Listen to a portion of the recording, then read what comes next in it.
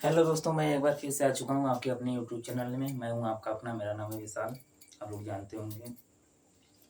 तो आज हम आपको पढ़ाएंगे क्लास 9th का संख्या पद्धति का प्रश्नावली 1.2 यानी एक्सरसाइज 1.2। जैसे कि मैं पहले ही बता चुका हूँ, मैं यूपी बोर्ड पढ़ाता हूँ और एनसीईआरटी सॉल्यूशन।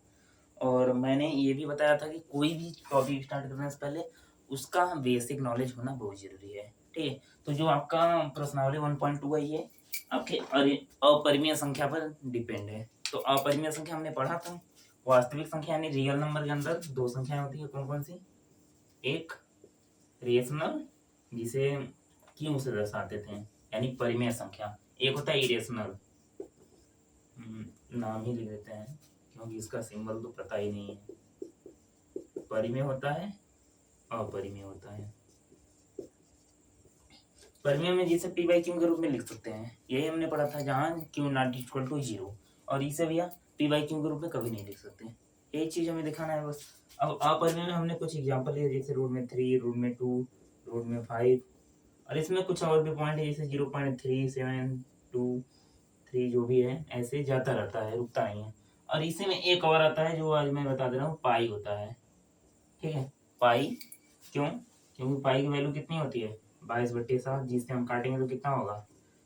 7×10^1 ऐसे ही जाता रहेगा। ठीक है, इसका भी मान नहीं रुकता, तो ये भी किसके अंदर आएगा? अपरिमेय संख्या के अंदर आएगा।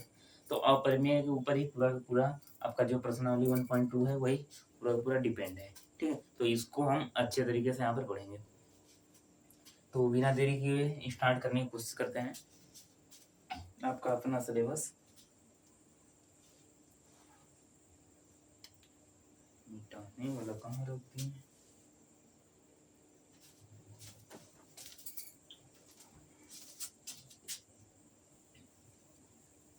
अब ध्यान देना, रियल नंबर के अंदर ही आपका परिमेय और अपरिमेय होता है। तो कुछ क्वेश्चन में आ सकता है कि नहीं, रियल के नंबर के अंदर परिमेय या अपरिमेय जो भी है, ऐसा कुछ फंसाने को आ सकता है।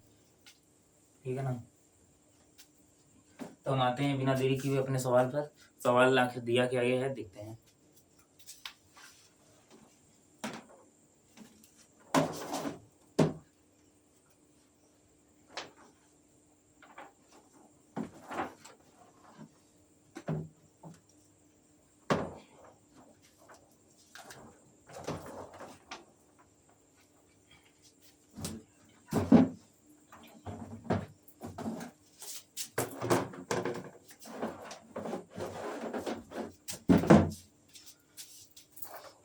हेलो दोस्तों, जैसा कि आप लोग देख सकते हैं, पहला सवाल दिया गया है, नीचे दिए गए कथन सत्य है या असत्य है, कारण के साथ अपने उत्तर दीजिए। मतलब ये जो भी कथन दिया गया है, 2-3 सवाल है, ये कह रहा है अगर सत्य है या असत्य है। आप सही मतलब ये एक प्रकार से अपने हिसाब से कह सकते हैं सत्य है या असत्य है, लेकिन फिर भी कोई कारण दिमाग में सोच कर ही बोल रहे हो या वैसे ही, तो इसलिए आपका क्या कर रहा है, कारण के साथ अपने उत्तर दीजिए। ठीक है, तो देखते हैं पहला सवाल क्या है। प्रत्येक अपरिमेय संख्या एक वास्तविक संख्या होती है। चलिए भैया, आ जाते हैं हम अपने सवाल पर। प्रत्येक अपरिमेय संख्या क्या है? एक वास्तविक संख्या होती है। तो जैसा कि आपने जस्ट जस्ट पहले पढ़ा है, हमने कहा है रियल नंबर यानी जो वास्तविक संख्या होता है, ये क्या होता है? परिमेय और अपरिमेय होता है। सॉल्यूशन आपका है पहला वाला, पहले के अंदर फर्स्ट। ठीक है ना? रियल नंबर यानी वास्तविक संख्या के अंदर क्या आएगा? परिमेय आता है और अपरिमेय आता है। अपरिमेय मतलब जिसे पी बाई क्यू के रूप में नहीं लिख सकते हैं। पहला क्वेश्चन वही आ गया है, कह रहा है कि भैया प्रत्येक अपरिमेय संख्या एक वास्तविक संख्या होती है, यानी इसका जो भी संख्याएं हैं, यानी रूट में 3 हो, रूट में 5 हो, या कुछ भी हो, नंबर लाइन पर देखा जाए तो बीच में 0, आगे प्लस होता है यानी 1 2 3 ऐसे, और पीछे साइड माइनस होता है। और इन्हीं सब के बीच कहीं ना कहीं रूट में 3 हो जाएगा, रूट में 5 भी हो जाएगा, इन्हीं सब के बीच होता है। तो क्या ये वास्तविक संख्या के अंतर है? तो मैंने कहा था पहले ही, ये जो आपका नंबर लाइन है, ये पूरा पूरा क्या होता है? वास्तविक संख्या होता है। अब इसी के अंदर क्या आता है? परिमेय और अपरिमेय आता है। तो अर्थात पहला जो दिया गया वो क्या है? सत्य है। क्यों? क्योंकि भैया वास्तविक के अंदर ही क्या आता है? R2R परिमेय आता है। ठीक है ना? सवाल को एक से एक बार में अगर ना समझ में आए तो आपको कई बार पढ़ना पड़ेगा, ठीक है ना, ताकि अच्छे से समझ में आ सके। क्लियर है? तो यहाँ पर एक बार फिर से देख लेते हैं। प्रत्येक अपरिमेय संख्या एक वास्तविक संख्या होती है। हाँ होती है भैया। कर रही रूट में 5 रूट में 3 जो भी है, ये R2 क्या होता है, वास्तविक संख्या के अंतर्गत आएगा। तो हाँ भैया आएगा, ये सत्य है। तो आप लिख सकते हैं कि भैया जो आपका दिया गया है कि नहीं प्रत्येक अपरिमेय संख्या एक वास्तविक संख्या होती है, ये सत्य है, क्योंकि जो पूरा पूरा अपरिमेय संख्या एक वास्तविक संख्या ही है। ठीक है। इसी का अगर उल्टा दे देता, कहता नहीं प्रत्येक वास्तविक संख्याएं जो हैं वो अपरिमेय संख्या है, मतलब ये सभी जो हैं ये अपरिमेय संख्या है ना, तो ये क्या हो जाता, असत्य हो जाता। ध्यान देना, जो दिया गया है सेंटेंस उसी के हिसाब से काम बनेगा। तो पहला वाला सत्य हो गया है, तो इसे हम मिटा दे रहे हैं। कारण क्या है बता दिए कि कारण क्या है, वास्तविक संख्या के अंतर्गत अपरिमेय संख्याएं और परिमेय संख्याएं दोनों आती हैं।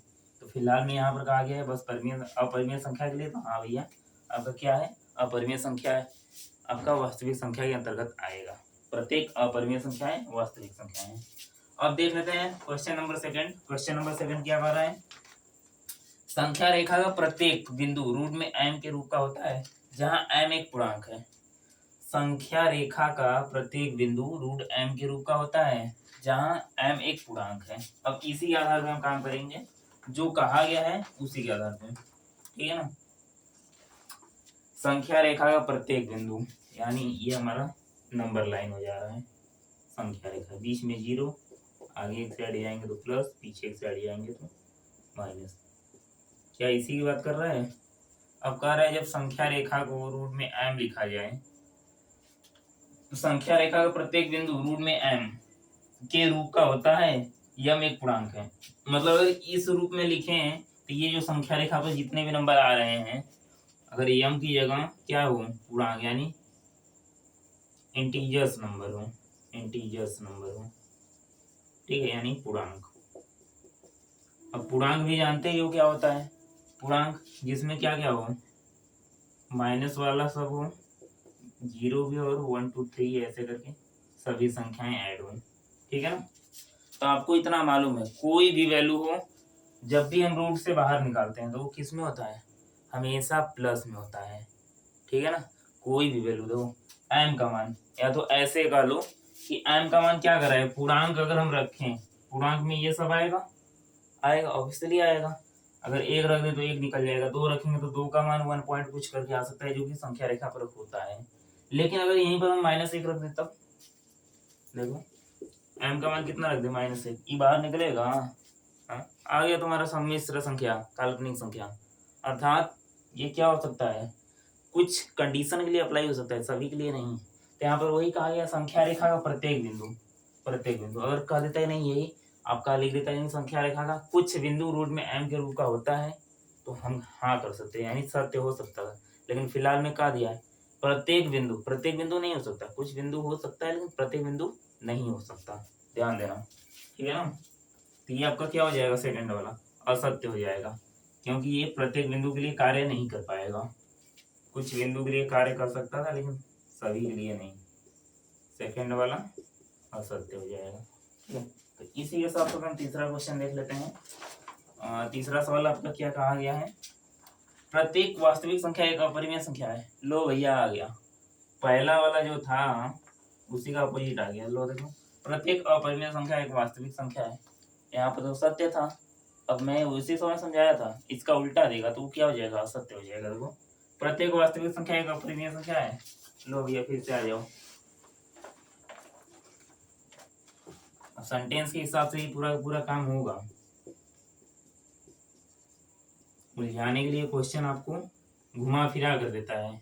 अगर आप अच्छे से कॉन्सेप्ट क्लियर किए रहेंगे तो आपको कोई कितना भी उलझा ले कोई दिक्कत नहीं। हाँ लेकिन वही है कि भैया जब रटेंगे बिना समझे, खटाखट पढ़ के बस रट कर काम खत्म, पेपर पास हो गया, कहीं किसी तरह पास हो जाएंगे, हो जाओगे। मैं कह रहा हूँ रट के पास हो भी जाओगे ना, समझ में कुछ नहीं आएगा, ठीक है। आज के समय में जो आपका नॉलेज किस बेस पर काम कर रहा है, समझ में आ रहा है तो कर पाओगे, अन्यथा कितना रटोगे, अक्खा लाइफ रटते ही रह जाओगे, ठीक है। तो यहाँ पर क्वेश्चन में दिया गया था प्रत्येक वास्तविक संख्या एक अपरिमेय संख्या है। प्रत्येक वास्तविक संख्या क्या एक परिमेय संख्या है? परिमेय नहीं, अपरिमेय। प्रत्येक वास्तविक संख्या। भाई साहब जब ई पूरा पूरा इसी में आ जाएगा तो ई क्यों है? ये बस वैसे ही मतलब बाराती क्या बोले, बस वैसे ही 100 पीस के लिए लगा है। ये पूरी तरह वास्तविक आपका अपरिमेय में ही आ जाएगा तो आपको परिमेय फिर क्यों बताया गया है? जब आल टू आल वास्तविक इसी अंतर्गत आ जाएगा तो कहाँ से परिमेय हो जाएगा? लेकिन हमने पढ़ा है भैया, जब भी आप बनाते हैं नंबर लाइन तो सिंपली लिखते हैं 1 2 3 0 -1 -2 -3 ऐसे लिखते हो। तो ये सब जितने भी दिख रहे हैं ये क्या है? परिमेय है, जिसको हम जल्दी शो नहीं कराते। मतलब रूट में ये नहीं, यहाँ पे नहीं होगा, यहाँ पे होगा। रूट में 2 हो जाए, रूट में 3 हो जाए। तो ये सब जो हम अक्सर करके शो नहीं कराते हैं, जरूरत के हिसाब से ही दिखाते हैं, तो वो क्या होता है? अपरिमेय संख्या होता है। यहाँ पर कह रहा है भैया जितना भी वास्तविक संख्या है, प्रत्येक वास्तविक संख्या अपरिमेय संख्या है, जो कि क्या है?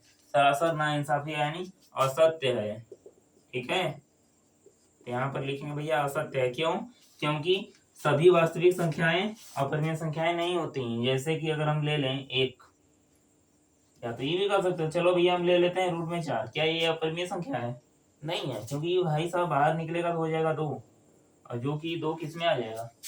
परिमेय वाले में आ जाएगा। ठीक है, तो आपको समझना बहुत बड़ी मतलब समझना बहुत जरूरी है। बिना समझे तो आप एक लाइन में लिख देंगे सत्य असत्य पूछ रहा है, बस का इतना लंबा वीडियो बना रहे हैं, सीधे सत्य असत्य मारकर काम खत्म करिए। ठीक है ना, ऐसा आप लोग कह सकते हो।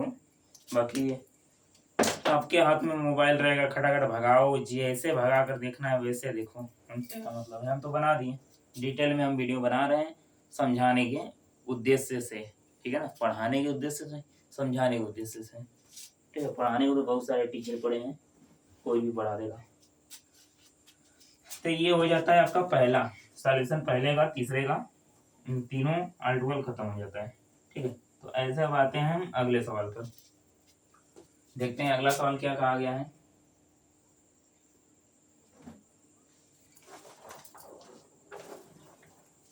आ चुके हैं हम, अगला सवाल लेकर।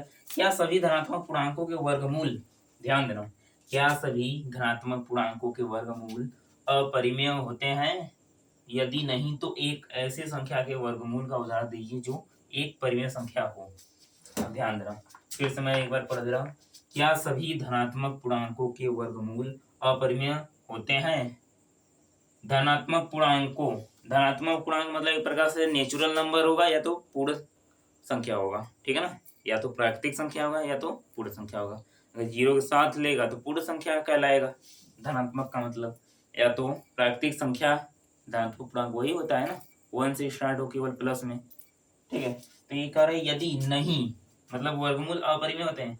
पहला नंबर अगर वर्गमूल हम निकाले यानी स्क्वायर रूट, तो कह रहा है अपरिमेय होते हैं ना भैया। क्योंकि भैया जब भी धनात्मक पूर्णांक हम लिखते हैं किसमें लिखते हैं? परिमेय में ही लिखते हैं। अपरिमेय तो जरूरत के हिसाब से हम लोग लिखते हैं। और कह रहा है कि तो एक ऐसी संख्या के वर्गमूल का उदाहरण दीजिए जो एक परिमेय संख्या हो। अब देखो हम लोग नॉर्मली ऐसे लेते हैं, पीछे एक साइड ऋणात्मक होता है, बीच में तो 0 होता ही है, यह नंबर लाइन, इधर क्या होता है? धनात्मक होता है। तो हमें लेना क्या है? धनात्मक पूर्णांक लेना है। धनात्मक पूर्णांक मतलब 1 2 3। अगर केवल ई से लिया जाए, 0 के साथ को छोड़ दे, तो ये एक प्रकार से किसकी बात कर रहे हैं? प्राकृतिक संख्या की बात। अब किसी भी प्राकृतिक संख्या को हम ले लें, या तो धनात्मक पूर्णांक ही कह लो, किसी भी प्राकृतिक संख्या को जब हम ले लेंगे तो ये क्या हो जाएगा आपका? जैसे रूट में 1 है, इसे बाहर निकालेंगे 1 आ गया। रूट में 2 है, ये भी बाहर निकलेगा 1 पॉइंट कुछ कुछ आएगा। लेकिन रूट में 3 है, ऐसे जाएगा, ये भी आएगा 1.732, ऐसे ऐसे जा सकता है। ऐसे ही अगला रूट में 4 होते ही कितना आ जाएगा? 2 आ जाएगा। तो ये क्या कह रहा था?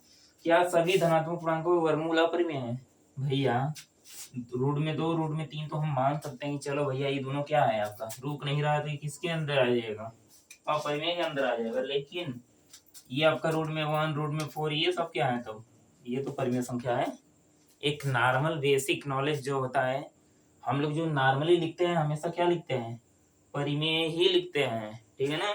रूट में 1 का मान 1, रूट में 4 का मान 2, रूट में 3 का मान रूट में 9 का मान 3, ठीक है ना। तो ऐसे मतलब एक प्रकार से इससे पहले जो किए थे रूट में m, ठीक है ना। तो यहाँ पर 1 रखोगे तो 1 ही निकलेगा, 2 रखोगे तो 1.41, 3 रखोगे 1.732, ऐसे करके जाता रहेगा। तो ये दोनों तो अपरिमेय हो सकता है, लेकिन प्रत्येक संख्या अपरिमेय नहीं होगा, ध्यान दीजिएगा। यहाँ पर कह रहा है क्या सभी धनात्मक पूर्णांकों के वर्गमूल अपरिमेय होते हैं, ये पूछ रहा है क्या सभी धनात्मक पूर्णांक, ये सभी क्या है, धनात्मक पूर्णांक है। इसका जो वर्गमूल है यानी रूट में जो हम निकालते हैं, यानी कि रूट में जो 1 है वर्गमूल, ये क्या सभी के सभी क्या होंगे, अपरिमेय होंगे। क्या सभी के सभी अपरिमेय होंगे, तो हम लिखेंगे नहीं। क्यों, क्योंकि भैया कुछ वैल्यू यानी रूट में 2, रूट में 3 तो अपरिमेय आ रहा है, लेकिन ये जो है हमारा रूट में 4, रूट में 1, ये सब क्या है, परिमेय है। या तो जिसे तुम लोग कहते हो पूर्ण वर्ग संख्या, ठीक है ना। पूर्ण वर्ग संख्या क्या होता है, परिमेय संख्या आएगा, लेकिन यहाँ पर कह रहा है भैया अपरिमेय। जो पूर्ण वर्ग नहीं होगा वो अपरिमेय के अंतर्गत आ सकता है, लेकिन जो आपका पूर्ण वर्ग है, जैसे आपने पूर्ण वर्ग में पढ़ा ही होगा, इसे तो मिटा देते हैं, पहले पहला वाला ये काम खत्म, तो इसे मिटा देते हैं। दूसरा दूसरा में हम लिखेंगे नहीं, क्योंकि जो भी धनात्मक पूर्णांक है वो पूरी तरह अपरिमेय नहीं है, सभी धनात्मक पूर्णांक अपरिमेय नहीं है, ठीक है। कारण क्या है भैया, क्योंकि भैया जो हमारे होते हैं पूर्ण वर्ग संख्याएं 1, 4, 16, 25, तो ये सब क्या हो जाएगा, अगर इसका हम वर्गमूल करेंगे तो ये क्या अपरिमेय आएंगे, नहीं आएंगे, ये सभी संख्याएं परिमेय आ जाएंगी, परिमेय जिसे हम पी बाई क्यू के रूप में लिख सकते हैं। आप क्वेश्चन ये भी कर सकते हैं sir G P by Q तो कह रहे हैं, लेकिन केवल पी का मान दिख रहा है, पी का मान 1, 2, 3, 4 ऐसे जो भी है, तो हमने कहा था हर में हमेशा एक ले सकते हो, कोई दिक्कत नहीं है। हर हमेशा डिनोमिनेटर एक होता है, डिनोमिनेटर हमेशा एक रहता है, ठीक है। तो जैसे इसको पी बाई क्यू लिखना है 2/1, इसे लिखना है 2/1, 3/1, 4/1, 5/1, ऐसे आप ले सकते हैं, ठीक है ना। तो हम कहेंगे नहीं, क्यों, क्योंकि भैया जो हमारा पूर्ण वर्ग संख्याएं हैं धनात्मक के अंतर्गत वो क्या है 1, 4, 9, 16, 25, ये सभी क्या है एक प्रकार से परिमेय संख्या है। बाकी इसके अलावा जो बच रहा है उसे तुम 1, 2 भट्टी में जा, सभी अपरिमेय है। लेकिन यहाँ पर सिंपल क्वेश्चन कहा था क्या सभी धनात्मक पूर्णांकों के वर्गमूल अपरिमेय, नहीं भैया, सभी धनात्मक पूर्णांकों के वर्गमूल अपरिमेय नहीं है, कुछ ऐसे भी हैं जो परिमेय है, यानी कुछ में क्या आएगा 1 आ सकता है, 4 आ सकता है, 9 आ सकता है, 16, 25, तो ये आपका क्या है उदाहरण है, ठीक है ना। कारण हमने दे दिया, धनात्मक पूर्णांक सभी आपके क्या होते हैं अपरिमेय नहीं होते हैं, कुछ परिमेय भी होते हैं। तो ये भी हो गया। अब बढ़ते हैं हम अगले सवाल की तरफ, इसे मिटा दिया जाए। क्वेश्चन नंबर 3 आते हैं।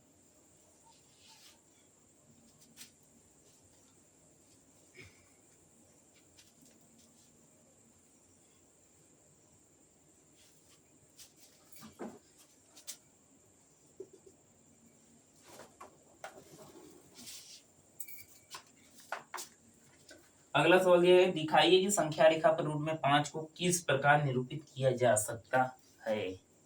यानी कहा गया है रूट में 5 जो है संख्या रेखा पर रूट में 5 को किस प्रकार निरूपित किया जा सकता है। चलो भैया निकालते हैं। रूट में 5 को हमें नंबर लाइन पर दिखाना है, यानी संख्या रेखा पर हमें दिखाना है। देखो सिंपली हम लोग हमेशा बनाते हैं, क्या दिखाते हैं 1, 2, 3 ऐसे दिखा देते हैं, इधर -1, -2 ऐसे दिखाते रहते हैं, ठीक है। लेकिन यहाँ पर कह रहा है भैया रूट में 5 हमें दिखाना है, यानी रूट में 5 को दिखाना है, कैसे दिखाएंगे। तो इसके लिए कुछ नियम होते हैं, अभी हम शॉर्टकट तरीके से करेंगे, फिर लंबा वाला में से इसके आगे बताएंगे।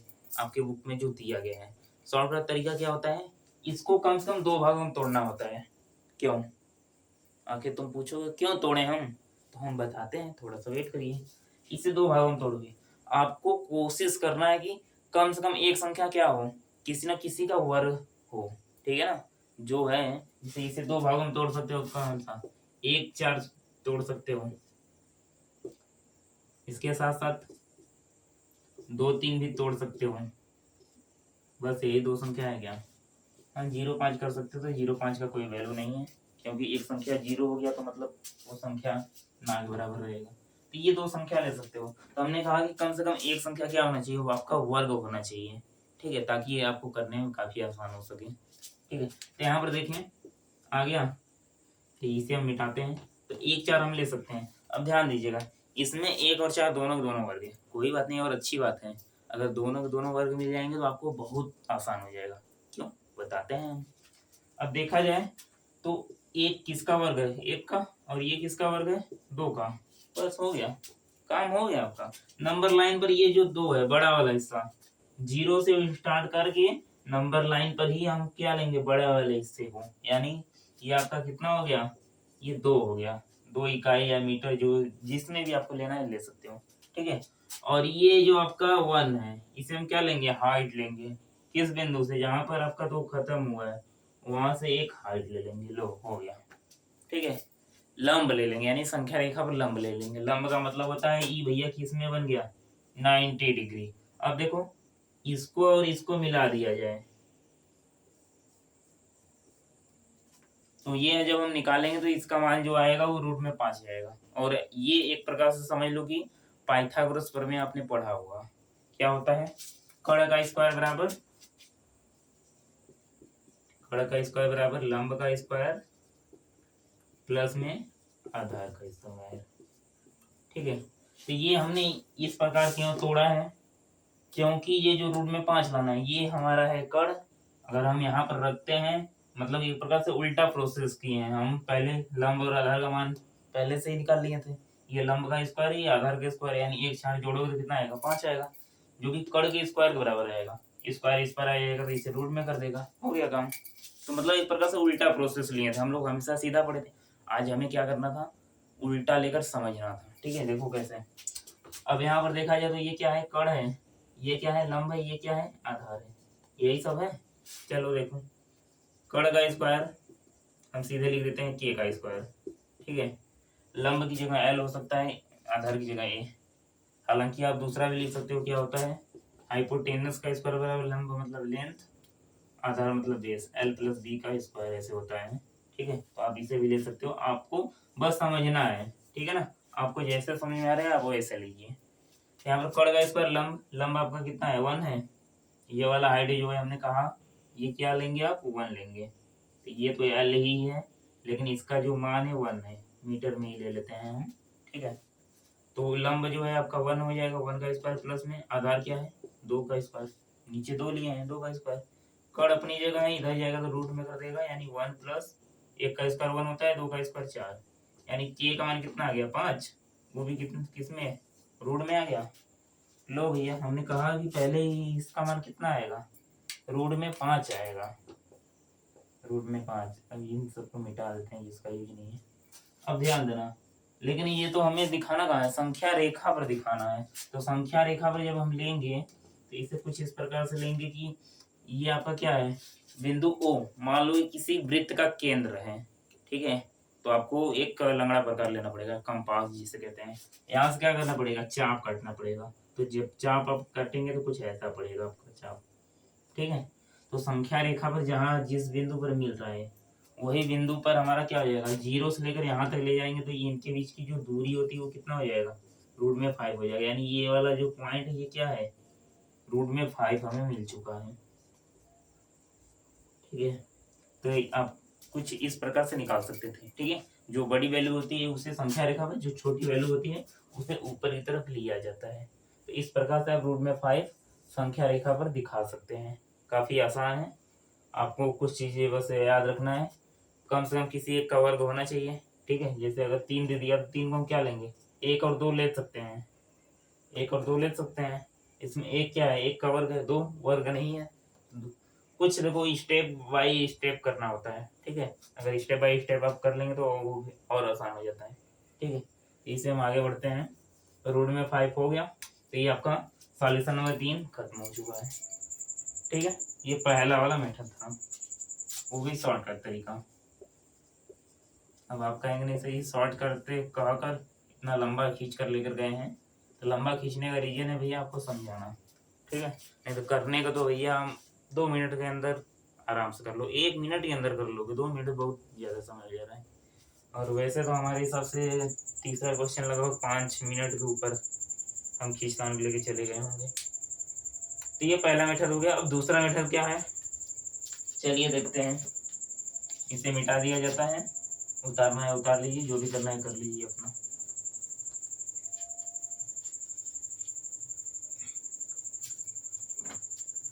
दूसरा नियम क्या कहता है, रूट में 5 को हमें संख्या रेखा पर दिखाना है। हम संख्या रेखा बना लेते हैं, 0 1 2 -1 -2, ठीक है।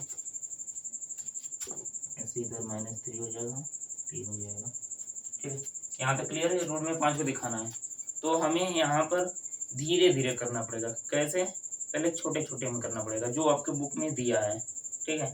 जैसे यहाँ पर 1 यूनिट लेकर गया हाइट, ये वाला हिस्सा पहले इसे लेगा और उतना ही यूनिट क्या करना पड़ेगा, हमें हाइट भी लेना पड़ेगा, ठीक है।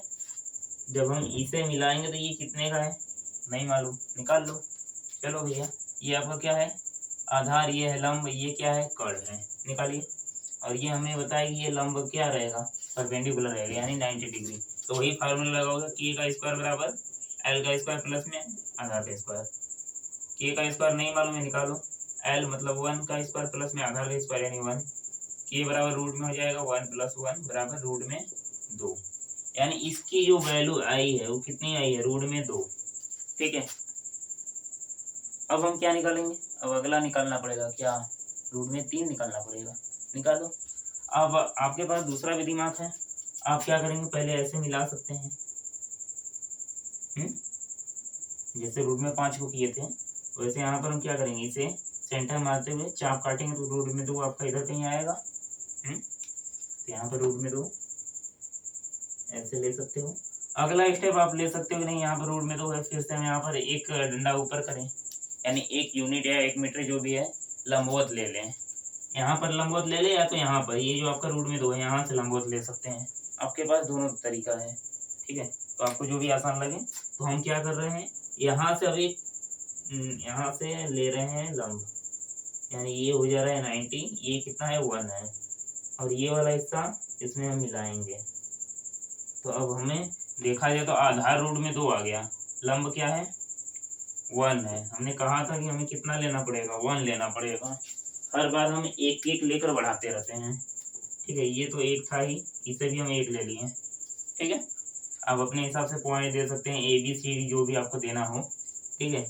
पॉइंट दे सकते हैं ABC, ऐसे आप दे सकते हैं। तो अगला देखा जाए तो अगले में क्या हो जाएगा, कड़ का स्क्वायर बराबर आधार का स्क्वायर प्लस में लंब का स्क्वायर।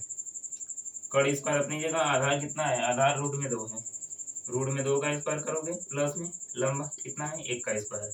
कड़ अपनी जगह निकलेगा 2 होगा प्लस में 1 होगा, यानी कुछ इस प्रकार से रूट में 3 आ गया। अगली वाली वैल्यू कितनी आ गई, यहाँ पर रूट में 3 आ गई, ठीक है। तो इसे भी आप चाहो तो यहाँ से काटोगे तो इसे कुछ बनेगा, ऐसे कुछ बनेगा, तो इधर कहीं आएगा रूट में 3।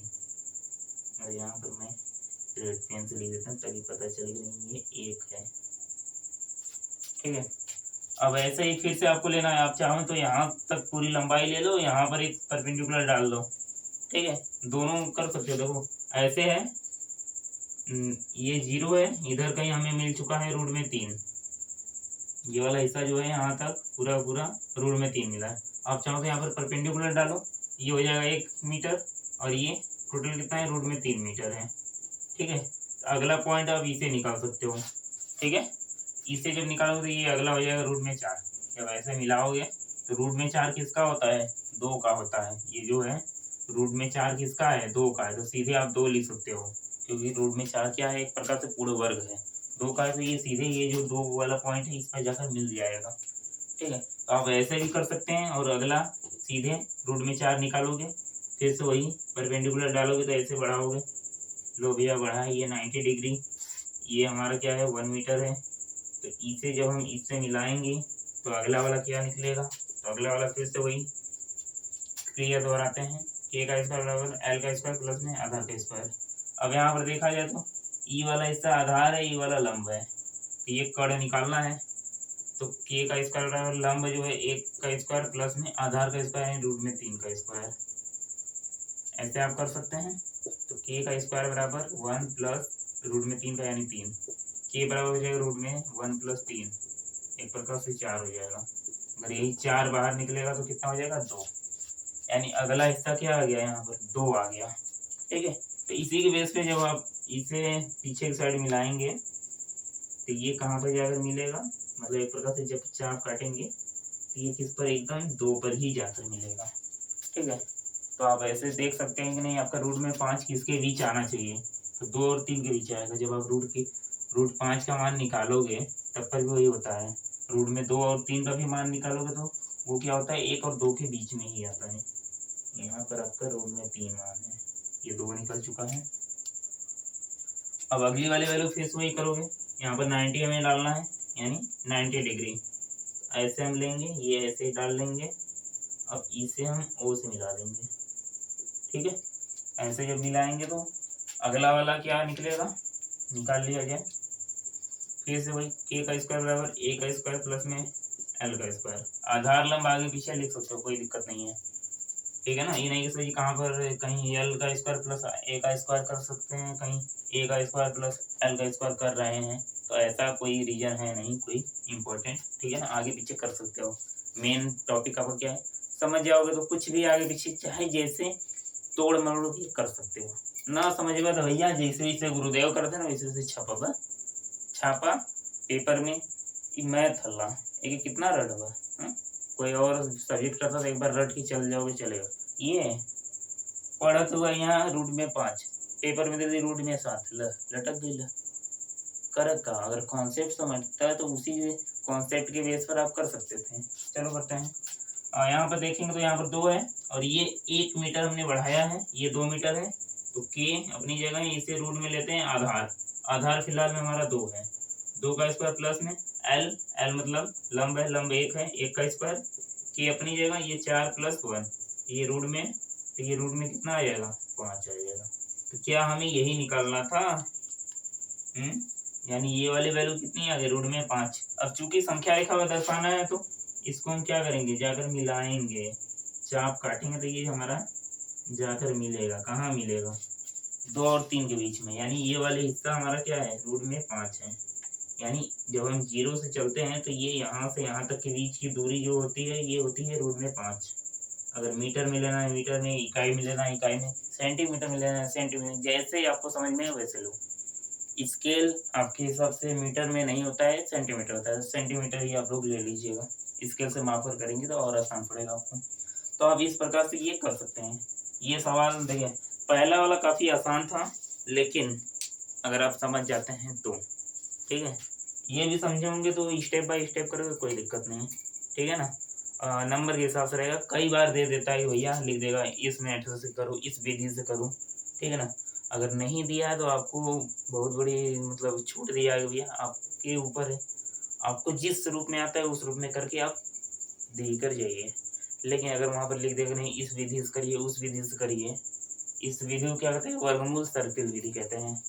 ठीक है, वर्गमूल सर्पिल मतलब एक प्रकार से वर्गमूल बना रहा है, ये क्या है सर्पिल आकार का है। ठीक है, तो वर्गमूल सर्पिल विधि, तो ये आपका ऐसे तीसरा पूरा हो जाएगा। ठीक है, इसे हम मिटाते नहीं हैं क्योंकि अगला जो क्वेश्चन है इसी के बेस पर है, तो अगर इसे आप समझ गए होंगे तो अगला क्वेश्चन आपको एक प्रकार से क्लास में करना है, मतलब कि प्रैक्टिकल करना है आपको, एक समझ मतलब एक प्रकार से कह सकते हो। ठीक है, तो अगले सवाल की तरफ चलते हैं।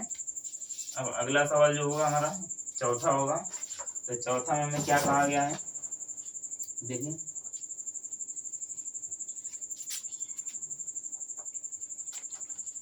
कक्षा के लिए क्रियाकलाप, वर्गमूल सर्पिल की रचना, मतलब क्लास में जो आपको क्रियाकलाप करना होगा वो करना है। ठीक है ना, क्रियाकलाप का मतलब अपने से खुरापात करना होता है, खुरापात नहीं मतलब अपने से कुछ टेक्निक लगाना होता है। ठीक है ना, जो आप पढ़ रहे हैं क्या वास्तव में वो सही है या गलत है, ये क्रियाकलाप के बेस पर आप देख सकते हैं। ठीक है, अब कोई भी चीज़ आपके बुक में लिखा है आल टू आल सही होता है। ठीक है ना, बाई चांस 1-2% क्या होता है कहीं कहीं मिस्टेक हो जाता है, नहीं तो क्या होता है पूरा पूरा सही होता है, उसे एक बार मतलब चेक कराना होता है कई बार, तब उसके बाद पब्लिश होता है। ऐसे ही नहीं नहीं कोई भी बुक लिख दिया, चलो भैया पब्लिश कर दो, सभी के हाथ में दे दो, सब पढ़ेंगे, ऐसा कुछ नहीं होता है। वो एक प्रकार से जो भी उसका प्रोसेस होता है, मान्यता मिलने के बाद ही वहाँ पर देखे होंगे यूपी बोर्ड द्वारा मान्यता प्राप्त, ऐसा सरकार द्वारा मान्यता प्राप्त, कोई कॉलेज का भी प्रचार होता है सरकार द्वारा मान्यता प्राप्त, क्योंकि भैया मान्यता मिला है, सरकार आई है वहाँ पर चेक ये सब करके गई है, तब वहाँ पर मान्यता दी है। अब जैसे मेरे को स्कूल खोलना है, मैं 2 रूम ले लूँ, अब कहूँ नहीं 1 से 10 तक पढ़ाऊंगा, प्राइवेट स्कूल में कर सकते हैं, क्या बात है। लेकिन सरकार आएगा चेक करेगा, भैया 2 रूम में कैसे पढ़ाओगे, तो सीधे मान्यता रद्द कर देगा। तो मान्यता का यही मतलब होता है कि भैया वो सब एक प्रकार से दिखाना होता है, सिद्ध करना होता है, तो वही चीज आपका यहाँ पर है। चलिए क्वेश्चन पर हम आते हैं। अगला क्वेश्चन दिया है क्वेश्चन नंबर 4, कक्षा के लिए क्रियाकलाप, वर्गमूल सर्पिल की रचना। वर्गमूल सर्पिल यही है क्या, इससे पहले हम यही बनाए हैं, देखा जाए वही चीज है ना। देखो इसमें क्या, ये जो आप चाप काटे हैं इसमें नहीं दिखाया गया है बस। चलिए आइए, कक्षा के लिए क्रियाकलाप वर्गमूल सर्पिल की रचना। अब क्या क्या कहा गया देखते हैं।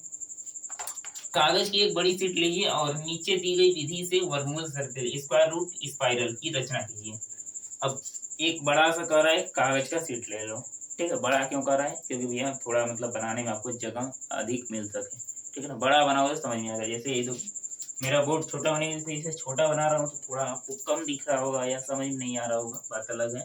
ये बड़ा लोगे, चार्ट पेपर अपना ले लेना अगर खुरापात करना हो तो, हालांकि कोई करता नहीं है हमारे हिसाब से, लगभग 90% बच्चे नहीं करते हैं, 10% ही होंगे जो ये सब करेंगे, ठीक है ना। तो ये आपको खुद करना है, यहाँ पर नहीं किया जाएगा। सबसे पहले एक बिंदु ओ लीजिए, ये जो आपका 0 है, जहाँ पर हमने 0 लिया था यहाँ पर, इसी को क्या कर रहा है, बिंदु ओ लीजिए और एकक लंबाई का रेखाखंड लाइन सेगमेंट ओपी खींचिए। एकक लंबाई मतलब इसकी जो लंबाई लेनी है वो कितना लेनी है, 1 लेनी है, ठीक है। यानी ये जो हिस्सा है ये तो 1 रहेगा, इसकी लंबाई देखो हाइट है ना, जब 1 लेंगे, देखो सिंपली कहो तो यहाँ पर दिया है कि नहीं, ये आपका 1 है, फिर उसके बाद 2 है, ऐसा कुछ दिया है। एक मिनट पहले हमें देखना पड़ेगा क्वेश्चन ऐसा ही दिया या गलत दिया है, या हम गड़बड़ उतार दिए हैं। थोड़ा सा वेट करिएगा आप, हम अभी चेक कर लेते हैं हम सही उतारे हैं या गलत उतारे हैं।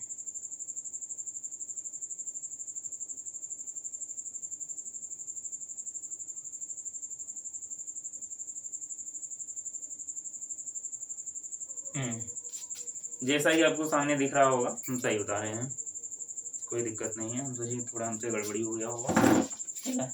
यहाँ पर देखो ऊपर इस साइड 1 लिया है, 1 क्यों लिया है आप कहेंगे, नहीं सर यहाँ पर तो आप रोड में 2 से स्टार्ट किए हैं, 1 भी कर सकते हैं, क्यों, क्योंकि जब 0 और 1 लेंगे, 0 और 1 लेंगे तो 1 आएगा, रोड में 1 आएगा, तो वही चीज लिया है यहाँ पर भैया। देखो 0 का स्क्वायर प्लस 1 का स्क्वायर, 0 प्लस 1, इसे रूट में करोगे तो 0 प्लस 1 1 हो जाएगा, जो कि बाहर निकलेगा आएगा कितना, 1 ही तो आएगा। तो वही चीज है और कुछ नहीं है, ठीक है। अपने समझने के ऊपर है, समझ गए तो ठीक, ना समझे तो ठीक।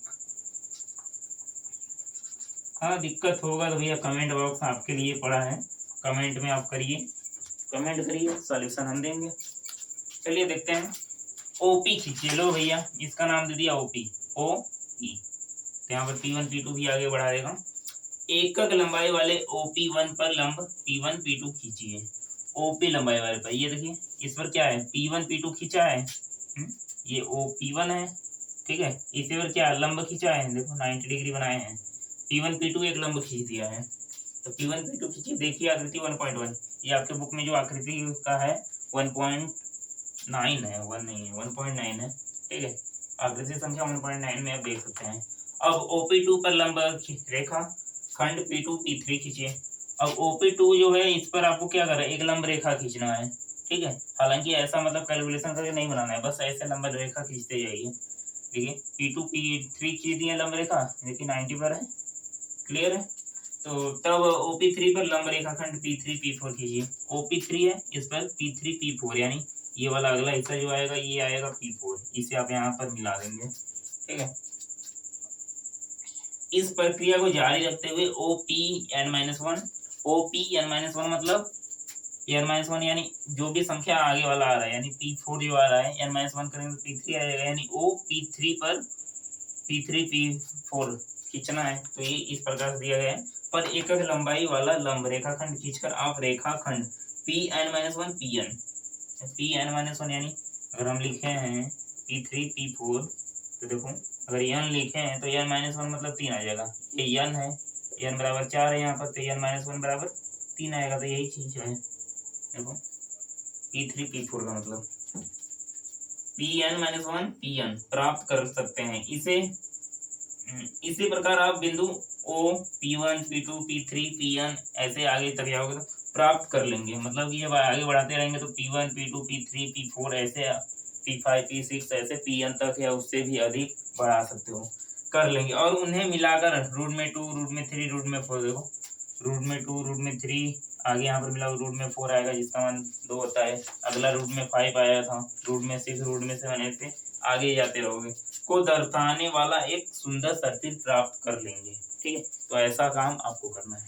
ठीक है, ये कक्षा के लिए क्रियाकलाप है, खुद को करना पड़ेगा। ठीक है, अब यहाँ पर मैं एक सीट लेकर नहीं बना पाऊंगा ना। ठीक है, तो ये ऐसा सुविधा मिल रहा है, वैसे अगर हो सकता है आगे सुविधा कभी तो वो भी मैं करके दिखा दूंगा। ठीक है, तो इससे ये आपका चौथा है, इस प्रकार आप कर सकते हैं। तो ये आपका हो जाएगा इस प्रकार से। ये रहा आपका कक्षा 9 का टोटल। इसलिए मैं कक्षा मतलब जो आपका सॉल्यूशन नंबर 3 है इसे मिटाया नहीं, क्योंकि आपका जो शीट से पहले ये क्वेश्चन मैंने समझाया था, इसी के आधार पे ये आप एकदम आसान से कर सकते हैं। ठीक है, कैलकुलेशन भी करना चाहें तो इस प्रकार से कर सकते हैं, एक ही स्टेप आगे बढ़ेंगे।